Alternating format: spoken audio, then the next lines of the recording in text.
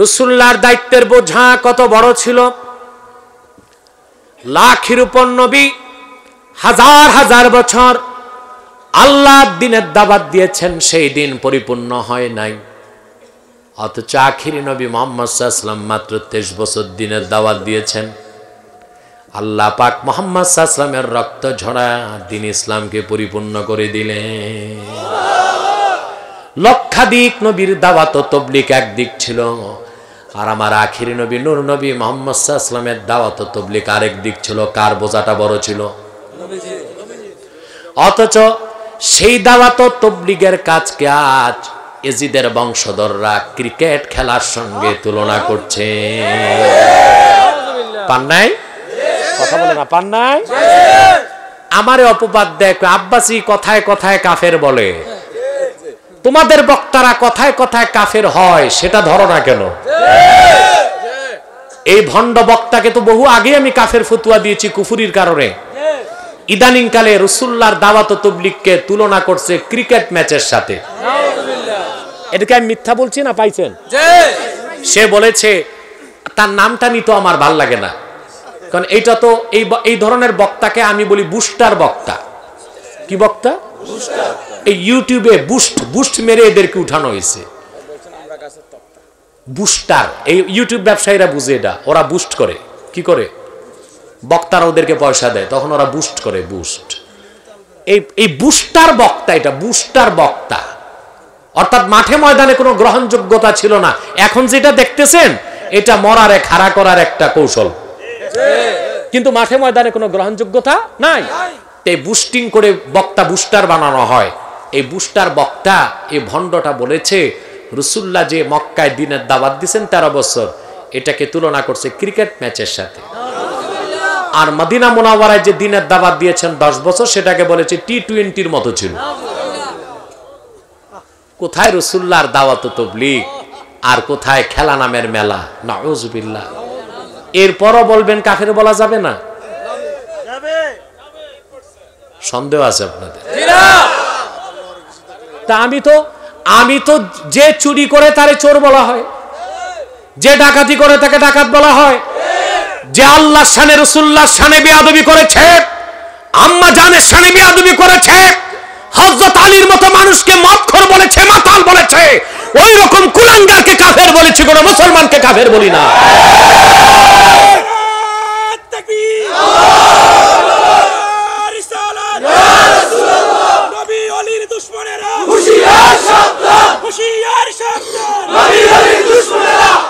সাবধান হয়ে যাও।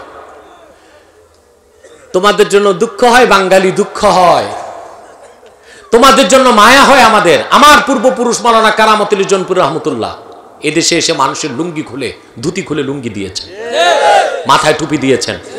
2 কোটি লোক তার হাতে মুসলমান হয়েছেন। তার বংশধর 250 বছর যাবৎ বাংলাদেশে দ্বীনের প্রচার প্রসার করছে। সেই বংশের রক্ত উত্তরসূরি হওয়ার কারণে তোমাদের জন্য আমার দরদ আছে, মায়া আছে, ভালোবাসা আছে। সেজন্য ভণ্ড বক্তাদের কুফুরি থেকে বাঁচার জন্য তোমাদেরকে আমি বারবার সতর্ক করি। কিন্তু আফসোস তোমাদের জন্য, ভালো মন্দটা তোমরা চিনলা না, সত্য মিথ্যার পার্থক্য করতে পারলা না। চোর চুরি করছে, ম্যাজিস্ট্রেট রায় দিছে 14 বছর জেল। তোমরা চোরকে দোষলা না, ম্যাজিস্ট্রেটকে দোষলা। যে লোকটা, যে ভণ্ডটা, বুস্টার বক্তা, আল্লাহ শানে আবেহালা শব্দ ব্যবহার করল। আমার নূর নবী মুহাম্মদ সাল্লাল্লাহু আলাইহি ওয়াসাল্লাম, ওনার ক্ষেত্রে আহলে সুন্নতের আকীদা ইমতিনাউন নাজির। রাসূলুল্লাহর কোনো নাজির নাই, ওনার ক্ষেত্রে 6 প্যাক শব্দ ব্যবহার করা হলো। আম্মা জান খাদিজাকে বলা হলো তালাইক্কা, বুড়ি, ইনটেক ছিল না। তারপরে হযরত ওমরকে বলা হলো মদখোর, হযরত আলীকে বলা হলো রাসূলুল্লাহর জামাই, মদ খাইয়া মাতাল হইয়া নামাজে দাঁড়াইছে। যেই আলীর জন্ম কাবাগরের ভিতরে, যেই আলীর মা যখন আলীকে জন্ম দিলেন নেফাসের রক্ত হয় নাই, যেই আলী 12 বছর ইসলাম গ্রহণ করলেন, যেই আলীকে রাসূলুল্লাহ বললেন আনা মাদিনাতুল ইলমি ওয়া আলীগুন বাবুহা, সেই আলীকে মাতাল বলল, মদখোর বলল। ওই রকম বক্তাকে কাফের বললাম। তোমরা একটি দলের লোক, একটি গোষ্ঠী, আমার বিরোধিতা ইউটিউবে সোশ্যাল মিডিয়াতে যা ইচ্ছা তা বললে আমার আফসোস নাই। আমি নূর নবী মুহাম্মদ সাল্লাল্লাহু আলাইহি ওয়াসাল্লামের কাছে কাল হাসর ময়দানে এটার বিচার চাইব। তোমরা পক্ষ নিলা সেই কুলাঙ্গার বক্তা। তার মানে চোর তোমাদের কাছে দোষী না, চোরের বিরুদ্ধে যে রায় দিছে ম্যাজিস্ট্রেট দোষী। এই জন্যই মুসলমান বাঙালি তোমাদের কপাল পুড়েছে, তোমাদের ভাগ্য নষ্ট হয়েছে। তোমাদের কাছে দিন বড় না, দলটা বড় হয়েছে। তোমাদের কাছে আল্লাহ রসুলের ভালোবাসা বড় না, তোমাদের কাছে ব্যক্তি বড় হয়ে গেছে। দিনের টান বড় হয় নাই, তোমাদের কাছে ব্যক্তির টান বড় হয়েছে। দিনের মহব্বত তোমাদের কাছে বেশি হয় নাই, মতাদর্শকে বেশি ভালোবেসেছ। আল্লাহর গজব সেজন্য তোমাদেরকে পাকড়াও করে চলছে। সাবধান হও, এখনো ফিরে আসার টাইম আছে। আমার মনে পড়ছে একটা কথা, পীর আর মুরিদ সফরে বেরিয়েছে, বুঝলেন? সফর করতে করতে এরা দুইজন গেল একটা দেশে, দেশের নাম আজব দেশ। ওই দেশ মানচিত্রে পাবা না, পৃথিবীতেও নাই, এটা গল্পের দেশ। যে পীর আর মুরিদ দেখে ওই দেশে সোনার দাম যা, লোহার দাম তা। ঘিয়ে ভাজা খাজা খাইতে বড় মজা, তাও 1 টাকা সের, মূলাও 1 টাকা, বেগুনও 1 টাকা, পেঁয়াজও 1 টাকা, সব 1 টাকা। ভালো মন্দের কোনো চোর আর গৃহস্থের কোনো পার্থক্য? আমি আমার দুঃখটা বলতেছি। এখন কথা বুঝতেছেন? মুরিদ তো খুশি, কয় হুজুর সব 1 টাকা সের, জম্মের খাওয়া খাবো। পীর কয় বাবা, এই দেশে ভালো মন্দের বিচার নাই, এই দেশে বিপদ আসতে পারে, জলদি ভাগ। কয় আপনার পিছে থাকিতে ভালো ভালো খাইতে। অনেকে কিন্তু পীরদের পিছে থাকে ভালো খাইতে, সবরি কলাটা, দুধের স্বর, মাখন পনির, ঠিক কিনা? কারণ মুরিদ তো পীরকে কম খাওয়ায় না, ভালোটাই খাওয়ায়। কথা কয় না? হুজুর এইরকম দেশে খাইয়া মরলেও সার্থক, আপনি যান, আমি যাব না। আমি খুব সংক্ষেপে বুঝাই। হঠাৎ সেই দেশে এক চোর চুরি করতে গেছে গৃহস্থের বাড়িতে। চুরি করে আসার সময় গৃহস্থের বাড়ির ওয়াল ভেঙে চোর মরে গেছে। পরের দিন সারা দেশের চোররা রোডে নামছে। আর আমাদের দেশে যেমন মানবাধিকার সংস্থা আছে না, এরকম কিছু ব্যাংকের ছাতার মতো মানবাধিকার সংস্থাও নামছে। কয় না, এটা হতে পারে না, চোর চুরি করতেই পারে পেটের দায়ে, তাই বলে গৃহস্থের ওয়াল ভেঙে চোর মরবে, এই অমানবিক কাজ মেনে নেওয়া যায় না, গৃহস্থের ফাঁসি চাই।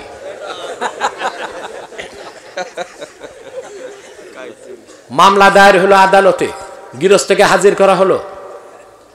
জজ বললেন, গৃহস্থ তোমার ওয়ালটা দুর্বল ছিল বলেই তো চোর চুরি করে ফিরার পথে সেফ এক্সিট, নিরাপদ প্রস্থান করতে পারে নাই।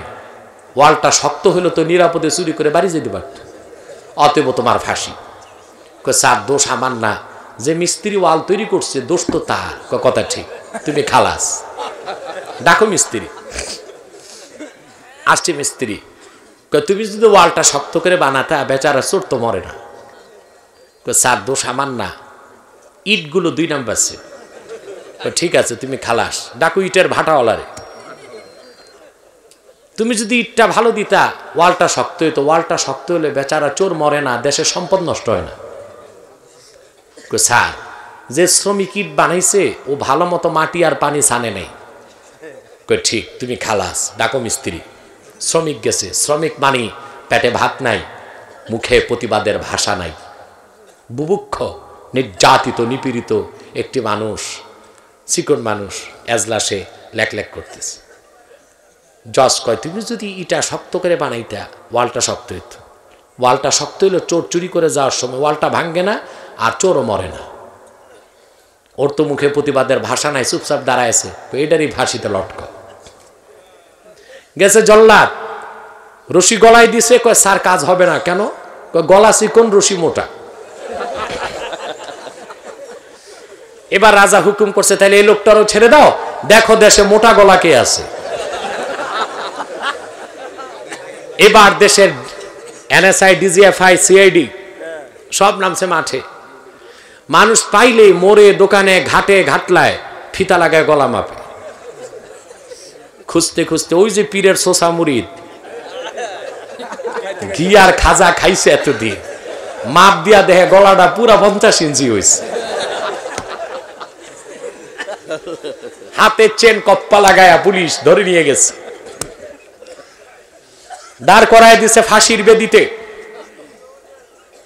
লোকটা ঘামায় গেছে, এতদিন যে ঘি খাইছে তা বের হচ্ছে। ফাঁসির আগে দিছে ট্রায়াল, ট্রায়াল আছে না? জল্লাদ যে রশি মারতে কই স্যার খাপে খাপ, মিয়া ফিল মিয়া, একদম রশিয়ার গলা পুরা ফিট হইছে। এতক্ষণে পীর হাজির, চোখের ইশারাকে বলছিলাম এই দেশে ভালো মন্দের বিচার নাই। হুজুর আমার আগে বাসা, পরে জুতা দিয়ে পিঠে। কই তুই চিন্তা করিস না, এই দেশে যেমন মরা সহজ, বাঁচাও সহজ। কই হুজুর ব্যবস্থা করেন। কই তুই চুপ থাক, আমি আসতেছি পোশাক বদলায়। পীর দূরে যাইয়া আবা কাবা লাগায়া হম্বি তম্বি করে আসছে। রাখো, এই ফাঁসির কাষ্টে কেউ ঝুলবে না, আমি ঝুলবো। রাজা বসাতে দাঁড়ায় গেছে। আমরা বিচার কার্যক্রম ব্যাহত হচ্ছে, ফাঁসি দেওয়ার লোক পাই না, তুমি কোত্থেকে আসছো? কয় না আমারই ফাঁসি দেন, এত কথা জিজ্ঞেস করেন, এমন ভেদ আছে।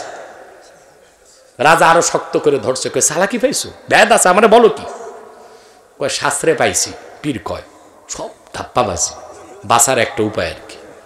শাস্ত্রে পাইছি আজকের এই দিনে, এই দেশে, এই সময় যে ফাঁসিতে মরবে তারই ঔরজ্জার সন্তান এদেশের পরবর্তী রাজা হবে।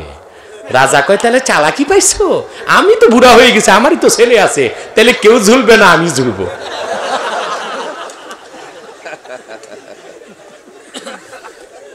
এই ভণ্ড বক্তাদের আমি কাফের বলার পর তোমরা যখন আমাকে গালিগালাজ করলে, আমার মনে পড়ছে সে আজব দেশের কথা। ওই দেশে চুরি করে কে আর ফাঁসিতে লটকায় কে? এ দেশে কুফুরি করে কাফের হয় কে আর গালি খায় কে?